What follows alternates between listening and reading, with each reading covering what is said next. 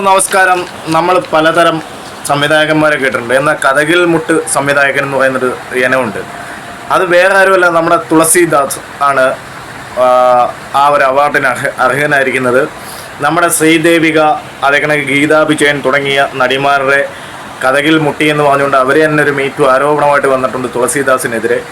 നമുക്കറിയാം സീരിയലിൽ ഈ അമ്മ ഇപ്പം നിലവിൽ ഓടിക്കൊണ്ടിരിക്കുന്ന സ്വയംവരം എന്ന് പറയുന്ന സീരിയലൊക്കെ സംവിധാനം ചെയ്ത് ദോസ്ത്, ലയനം, അതേ കണക്ക് മലപ്പുറം ഹാജി, മഹാനായ ജോജി, അങ്ങനെ ഒരുപാട് കോളേജ് കുമാരൻ, ലാലേട്ടൻ്റെ കോളേജ് കുമാരൻ, മായപ്പൊന്മാൻ, അങ്ങനെ കഥാനായകൻ, അങ്ങനെ എത്രയോ മനോഹരമായ മലയാള സിനിമകൾ എടുത്ത സംവിധായകനാണ് ഇയാളൊരു ഞരമ്പ് രോഗിയാണെന്നുള്ള കാര്യമാണ് ഇവിടെ വ്യക്തമാകുന്നത്. ഇത് ചുമ്മാ പോവും, വല്ലവൻ്റെയും കഥയും മുട്ടും, എന്നിട്ട് തല്ലു വാങ്ങും. ഇത് തന്നെയാണ് മെയിൻ പരിപാടി. ഇദ്ദേഹത്തിന് സ്ഥിരം ഒരു നായകൻ എന്ന് പറഞ്ഞു കഴിഞ്ഞാൽ ഇദ്ദേഹത്തിന് ഏറ്റവും കൂടുതൽ സിനിമയിലെ നായകൻ ഈ പ്രൈമറി ജയറാമും ഉർവശിയുമായിരുന്നു. അത് തന്നെ ഒരു അത്ഭുതമാണ്. ഈ ഗീതാ വിജയൻ പറയുന്നത് വെച്ച് നോക്കുമ്പം ശരിയാണ്, അവർ നല്ലൊരു ആക്ടറും കാര്യങ്ങളൊക്കെയാണ്. ഒരു കാലത്ത് മലയാള സിനിമ പിടിച്ചു പാടിയിട്ടുന്ന ഒരു യുവനായികയായിരുന്നു. നല്ല ഒട്ടനവധി ഹരികർണാകർ മുതലുള്ള ഒരുപാട് നല്ല സിനിമകളുടെ പാർട്ടായിരുന്നു. പക്ഷേ ഈ പറയുന്ന സംവിധായകനോട് ഒപ്പം ഒരു സിനിമയിലെ വർക്ക് ചെയ്തിട്ടുള്ളൂ. സിനിമയുടെ പേരും മറ്റുമൊക്കെ അവർ പറഞ്ഞിട്ടുണ്ട്. അതിനകത്ത് ജയറാം, ഉർവശിയൊക്കെ ഉണ്ടായിരുന്നു. ഇതേ കണക്ക് ഉർവശിയോട് പരാതി പറഞ്ഞിരുന്നു, ഇടവേള ബാബുവിനോട് പരാതി പറഞ്ഞിരുന്നു. ഇടവേള ബാബുവിനെ അറിയാമല്ലോ, വിളിച്ചു ശാസിച്ചു എന്ന് പറഞ്ഞിട്ട് ആളെ വിട്ടു.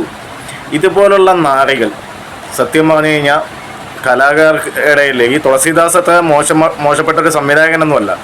പക്ഷേ ഇതേ കണക്കുള്ള നാറികൾ ഈ മലയാള സിനിമയുടെ പാർട്ടായിട്ട് നിൽക്കുന്നതെന്നുള്ളത് അങ്ങേയറ്റം മോശമായിട്ടുള്ളൊരു കാര്യം തന്നെയാണ്. ഇവരെയൊക്കെ സിനിമ സീരിയൽ ഫീൽഡിൽ നിന്ന് ഈ പറയുമാതിരി ഒഴിവാക്കേണ്ട കാലം കഴിഞ്ഞു. ഇദ്ദേഹത്തിൻ്റെ ഏറ്റവും അടുത്ത സുഹൃത്താണ് നമ്മുടെ ഗണേഷ് കുമാർ. ഇദ്ദേഹത്തിന് ഞരമ്പ് തീർത്തും ഞരമ്പ് രോഗി എന്ന് വിളിക്കാവുന്ന ഒരാളാണ് ഈ പ്രൈമറി തുളസീദാസ് എന്നാണ് എനിക്ക് തോന്നിയിട്ടുള്ളത്. കാര്യം ആരുടെയെങ്കിലും ഇവർ മാത്രമല്ല, ഒരുപാട് പേര് ഈ തുളസീദാസിനെതിരെ ആരോപണമായിട്ട് ഈ പ്രൈമറി ഹേമ കമ്മിറ്റി റിപ്പോർട്ടിന്മേൽ ഉണ്ടെന്നാണ് പറയുന്നത്. ഇയാൾ പോവും, വല്ലവരുടെയും കഥവി മുട്ടും, രാത്രിയാകുമ്പോൾ ഇയാൾക്ക് കടി വരും. അപ്പോൾ ഇയാൾ നേരെ പോവും, ആരുടെയെങ്കിലും കഥവി മുട്ടും, തല്ലു വാങ്ങും. വീണ്ടും പോവും, കഥയും മുട്ടും, തല്ലു വാങ്ങും. ഇതൊരു കലാരൂപമായിട്ട് കൊണ്ടു നടക്കുന്ന ഒരാളാണ് ഈ പറയുന്ന നമ്മുടെ പ്രശസ്ത സംവിധായകൻ തുളസീദാസ്. എന്തല്ലേ? അപ്പോൾ ഇതേ കണക്കുള്ള ആൾക്കാരുടെ മുഖംമൂടി അഴിഞ്ഞു പോയട്ടെ, വളരെ നല്ല കാര്യം. ഇതിനെപ്പറ്റി നിങ്ങളുടെ അഭിപ്രായങ്ങൾ നിങ്ങൾ കമൻറ്റ് ബോക്സിൽ രേഖപ്പെടുത്തണം മാന്യമായ രീതിയിൽ. Thank you all. Thank you for watching. By.